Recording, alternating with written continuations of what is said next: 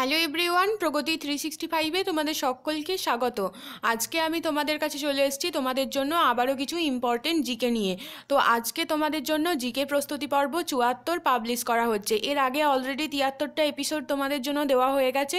তোমরা যারা এখনও অবধি দেখোনি তারা চ্যানেলের প্লেলিস্ট থেকে দেখে নিতে পারো। চলো আজকের ভিডিওটা শুরু করা যাক। আজকের পর্বটা হলো ইতিহাস থেকে। দেখো, ইতিহাসের বেশ কিছু কাব্যগ্রন্থ এবং লেখক সম্পর্কে আজকে দেওয়া হয়েছে। এছাড়াও আরও বেশ কিছু টপিক কিন্তু এখানে দেওয়া হয়েছে। তো এই টপিকটা এক্সামের জন্য খুবই ইম্পর্টেন্ট। দেখো, যে বই কটা দেওয়া রয়েছে খুব ইম্পর্টেন্ট বইগুলো। রামচরিতমানস কার লেখা? রামচরিতমানস হচ্ছে তুলসীদাসের লেখা। রামচরিত বইটা হচ্ছে সন্ধ্যাকর নন্দীর লেখা। যখন এই মানসটা থাকবে না, অর্থাৎ শুধু রামচরিত, সেটা হচ্ছে সন্ধ্যাকর নন্দীর লেখা। এবং রামচরিত মানস, যখন রামচরিত মানস থাকবে, সেটা হচ্ছে তুলসীদাসের লেখা। তুলসীদাস কার প্রেরণায় রামচরিত মানস বইটা লিখেছিলেন? তুলসীদাস আকবরের প্রেরণাতে রামচরিত মানস বইটা লিখেছিলেন। নেক্সট যেটা রয়েছে, বুদ্ধচরিত, বজ্রসূচি, সূত্রালঙ্কার, সারিপুত্র প্রকরণ এবং সৌন্দরানন্দ। এতগুলো ইম্পর্টেন্ট বইয়ের রচয়িতা কে ছিলেন? এতগুলো ইম্পর্টেন্ট বইয়ের রচয়িতা ছিলেন অশ্বঘোষ। খুব গুরুত্বপূর্ণ, প্রত্যেকটা বইয়ের নামই কিন্তু ভীষণ গুরুত্বপূর্ণ। বুদ্ধচরিত, বজ্রসূচি, সূত্রালঙ্কার, সারিপুত্র প্রকরণ এবং সৌন্দরানন্দ, এই 5টা গুরুত্বপূর্ণ বইয়ের লেখক হলেন অশ্বঘোষ। গীতগোবিন্দ কার লেখা? গীতগোবিন্দ হলো কবি জয়দেবের লেখা। সংস্কৃত ভাষায় রচিত গীতগোবিন্দ, এটা কবি জয়দেবের লেখা। চরক সংহিতা কার লেখা? চরক সংহিতা হলো চরকের লেখা।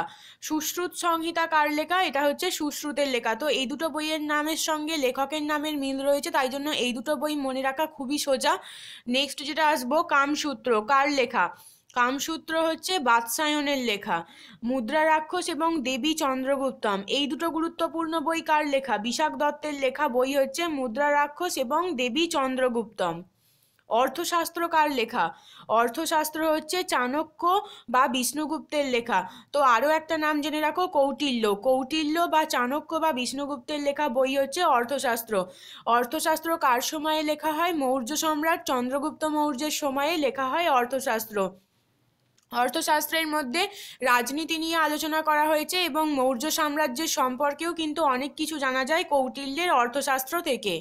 মাধ্যমিকা সূত্র, রস রত্নাকর এবং শত সহস্রিকা প্রজ্ঞা পারমিতা সূত্র কার লেখা?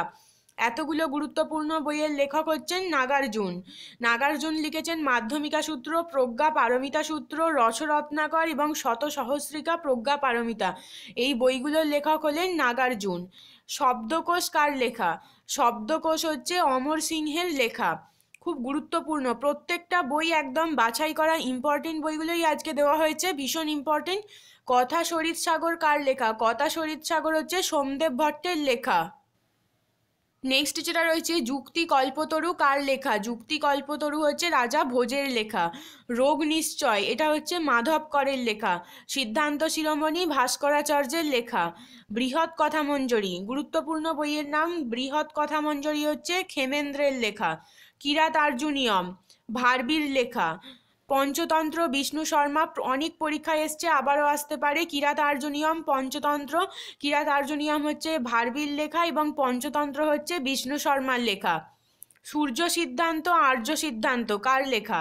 এটা হচ্ছে আর্যভট্টের লেখা।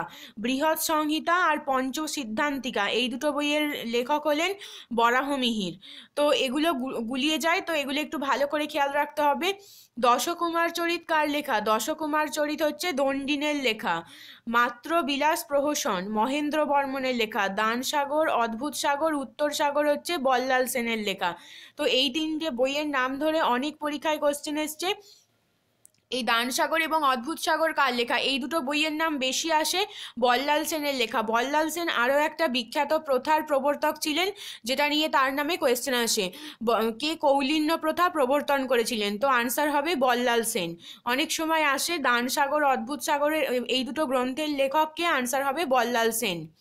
রামচরিত কার লেখা? শুরুতেই ছিল রামচরিত মানস। রামচরিত মানস তুলসীদাস এবং রামচরিত হচ্ছে সন্ধ্যাকর নন্দীর লেখা। দুটো কিন্তু খুবই কনফিউজিং। যখন মানস জুড়ে যাবে তখন তুলসীদাসের লেখা, এবং যখন মানস ছাড়া তখন সন্ধ্যাকর নন্দীর লেখা। পবনদূত কার লেখা? পবনদূত হচ্ছে ধৈর লেখা। চন্দ্রচূড় চরিত কার লেখা? চন্দ্রচূড় চরিত হচ্ছে উমাপতি ধরের লেখা। মহাভাষ্য পতঞ্জলি, একটা গ্রামার বুক হচ্ছে মহাভাষ্য। এমন কোয়েশ্চেনও আসে যে পতঞ্জলির মহাভাষ্য কোন সম্পর্কিত বই, এটা একটা গ্রামার নিয়ে লেখা বই। সুকৃতি সংকীর্তন কার লেখা? অরি সিংহের লেখা। চাচনামা কার লেখা? চাচনামা হচ্ছে বালাজুরি। চাচনামাতে সিন্ধু প্রদেশের ইতিহাস বর্ণিত হয়েছে। অনেক পুরনো সিন্ধু প্রদেশের ইতিহাস এই চাচনামা গ্রন্থ থেকে জানা যায়। ভোজ প্রবন্ধ কার লেখা? বল্লাল সেনের। বৃহৎ কথা গুণাঢ্যের লেখা। দায়ভাগ হচ্ছে জিমুদবাহনের লেখা। এরপরে চলে আসবো যে তিনটে বই নিয়ে আমরা কথা বলবো, সেগুলো এক্সামের জন্য ভীষণই ইম্পর্টেন্ট। নাগানন্দ, রত্নাবলী এবং প্রিয়দর্শিকা তিনটে নাটকের রচয়িতা ছিলেন হর্ষবর্ধন। তো হর্ষবর্ধন সম্পর্কে প্রচুর প্রশ্ন আসে। হর্ষবর্ধন কত খ্রিস্টাব্দে রাজা হয়েছিলেন? তিনি 606 খ্রিস্টাব্দে রাজা হয়েছিলেন। তিনি কোন বংশের রাজা ছিলেন? পুষ্যভূতি বংশের রাজা ছিলেন। তিনি কার কাছে পরাজিত হয়েছিলেন? তিনি দক্ষিণ ভারতের দ্বিতীয় পুলকেশীর কাছে পরাজিত হয়েছিলেন। এরকম অনেক কোশ্চেন আসে। তো হর্ষবর্ধনের রচনা করা তিনটে নাটকের নাম হচ্ছে নাগানন্দ, রত্নাবলী, প্রিয়দর্শিকা। নেক্সট যেটা রয়েছে অষ্টাধ্যায়ী। অষ্টাধ্যায়ী কার রচনা? অষ্টাধ্যায়ী হচ্ছে পাণিনির রচনা। এটা কি নিয়ে লেখা? এটা হচ্ছে গ্রামার নিয়ে লেখা একটা বই।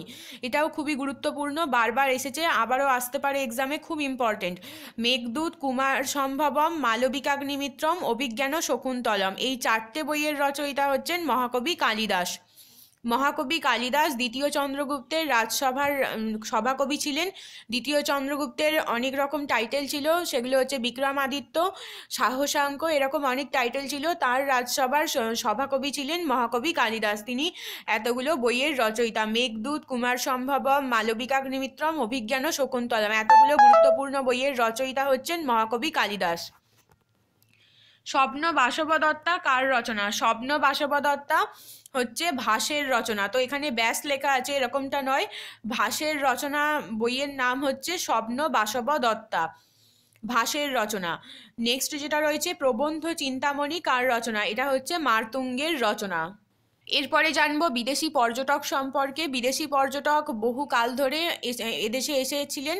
তো প্রথম কে এসেছিলেন? বিদেশি পর্যটক প্রথম এসেছিলেন মেগাস্থেনিস। তিনি কোথাকার পর্যটক ছিলেন? তিনি গ্রিক থেকে আসা একজন পর্যটক ছিলেন, গ্রিক পর্যটক। গ্রিক রাজ সেলুকাসের দূত হয়ে তিনি এদেশে এসেছিলেন। তো তিনি কার সময়ে এদেশে এসেছিলেন?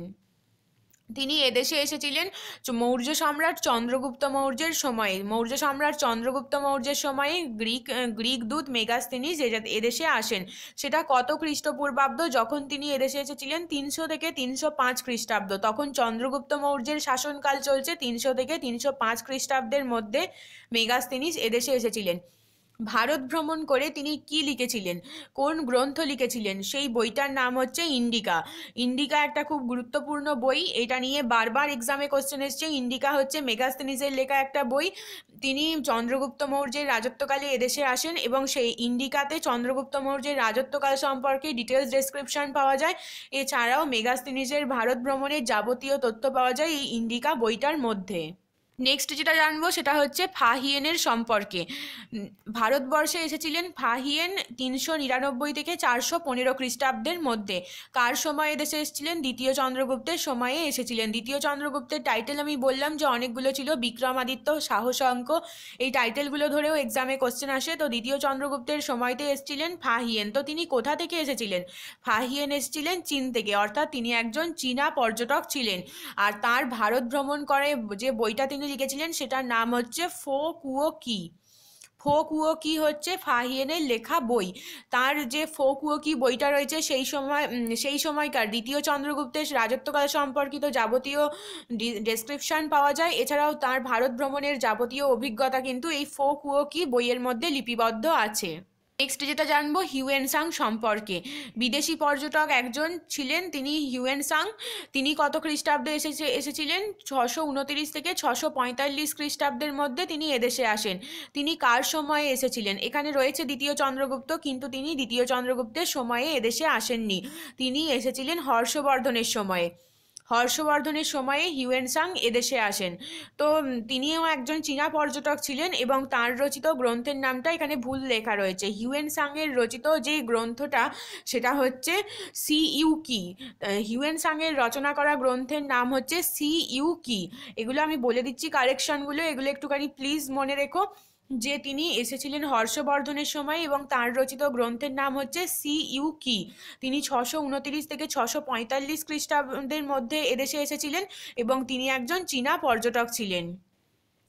হিউয়েন সাং কোন বিশ্ববিদ্যালয়ে শিক্ষালাভ করেছিলেন? এদেশে এসে তিনি শিক্ষালাভও করেছিলেন হর্ষবর্ধনের সময়। তো তিনি নালন্দা বিশ্ববিদ্যালয়ের ছাত্র ছিলেন হিউয়েন সাং। আর তিনি কোন ধর্মাবলম্বী ছিলেন সেটা নিয়েও কোয়েশ্চেন আসে। তিনি একজন বৌদ্ধ ধর্মাবলম্বী ছিলেন। হিউয়েন সাং একজন বৌদ্ধ ধর্মাবলম্বী ছিলেন। নেক্সট যার সম্পর্কে জানবো তার নাম হচ্ছে আলবেরুনি। আলবেরুনি কত সালে ভারতে এসেছিলেন? 1017 থেকে 1025 খ্রিস্টাব্দের মধ্যে তিনি এদেশে আসেন। আর তিনি কার সময়ে এসেছিলেন? তিনি সুলতান মাহমুদের সঙ্গে এদেশে এসেছিলেন। তিনি একজন আরব ঐতিহাসিক ছিলেন, আরব ঐতিহাসিক, এবং তিনি গ্রন্থ কি লিখেছিলেন? তহককি-হিন্দ। তহককি-হিন্দ গ্রন্থটা হচ্ছে আলবেরুনির লেখা। আলবেরুনি আরব থেকে আসা একজন পর্যটক ছিলেন। নেক্সট যার সম্পর্কে জানবো তার নাম হচ্ছে ইবন বতুতা। ইবন বতুতা কোন সময়ে এদেশে এসেছিলেন? 1333 থেকে 1342 খ্রিস্টাব্দের মধ্যে তিনি এদেশে এসেছিলেন। কার সময়ে আসেন? তিনি আসেন মোহাম্মদ বিন তুগলকের সময়ে। তিনি এসেছিলেন আফ্রিকার মরক্কো থেকে এবং তার রচিত গ্রন্থের নাম হচ্ছে কিতাবুল রাহেলা। নেক্সট বেশ কয়েকটা টপিক সম্পর্কে জানবো, কয়েকটা লিপি বা প্রশস্তি সম্পর্কে। দেখো, অশোকের শিলালিপির পাঠোদ্ধার কে করেন? অশোকের শিলালিপির পাঠোদ্ধার করেন জেমস প্রিন্সেপ। জেমস প্রিন্সেপ 1937 সালে অশোকের শিলালিপির পাঠোদ্ধার করেছিলেন। নেক্সট হচ্ছে শহরলিপি। শহরলিপি হচ্ছে ভারতের প্রাচীনতম লিপি। এলাহাবাদ প্রশস্তি থেকে সমুদ্রগুপ্তের কৃতিত্ব সম্পর্কে জানা যায়। এটা কে লিখেছিলেন? এলাহাবাদ প্রশস্তি লিখেছিলেন সমুদ্রগুপ্তের সভাকবি হরিসেন। হরিসেনের লেখা এলাহাবাদ প্রশস্তি থেকে সমুদ্রগুপ্তের কৃতিত্ব সম্পর্কে জানা যায়। নাসিক প্রশস্তি গৌতমী বলশ্রী তার পুত্র সাতকর্ণী সম্পর্কে লেখেন। তো নাসিক প্রশস্তি কার সম্পর্কে লেখা? গৌতমী পুত্র সাতকর্ণীর সম্পর্কে লেখা। কে লিখেছিলেন? গৌতমী বলশ্রী তার পুত্র সম্পর্কে। গোয়ালিয়র প্রশস্তি প্রতিহাররাজ ভোজের অবদান সম্পর্কে লেখা। গোয়ালিয়র প্রশস্তি। আইহোল প্রশস্তি হচ্ছে বাতাপির চালুক্য বংশের শ্রেষ্ঠ সম্রাট দ্বিতীয় পুলকেশীর কৃতিত্ব সম্পর্কে লেখেন তার সভাকবি রবিকীর্তি। খুব ইম্পর্টেন্ট, এটা নিয়ে বারবার এক্সামে কোশ্চেন এসছে। আইহোল প্রশস্তি কার লেখা? দ্বিতীয় পুলকেশীর সভাকবি রবিকীর্তির লেখা হচ্ছে আইহোল প্রশস্তি। জুনাগড় শিলালিপি। জুনাগড় শিলালিপি হচ্ছে শকদের রাজা রুদ্রদামনের রাজ্য জয় এবং তার জনকল্যাণমূলক কাজ সম্পর্কে লেখা। তাহলে এরকম কোশ্চেন আসে, জুনাগড় শিলালিপি থেকে কার সম্পর্কে জানা যায়? তখন বলতে হবে শক মহাক্ষত্রপ রুদ্রদামনের সম্পর্কে জানা যায় জুনাগড় শিলালিপি থেকে। হস্তিগুম্ফা লিপি ভেরি ভেরি ইম্পর্টেন্ট, উড়িষ্যাতে আছে, প্রায় 1000 বছরের পুরনো কলিঙ্গরাজ খারবেলের কার্যকারিতা সম্পর্কে লেখা। কলিঙ্গ লিপি হচ্ছে সম্রাট অশোকের সম্পর্কিত। তিনি কলিঙ্গ জয় করেছিলেন আমরা জানি 261 খ্রিস্টপূর্বাব্দে এবং তারপর তিনি রাজ্য জয় ছেড়ে দেন। 261 খ্রিস্টপূর্বাব্দে অশোক কলিঙ্গ জয় করেন এবং তারপর তিনি রাজ্য জয় ছেড়ে দেন। তো কলিঙ্গ লিপি তার সম্পর্কিত লেখা। মন্দাসর লিপি যশোধর্ম সম্পর্কিত লেখা।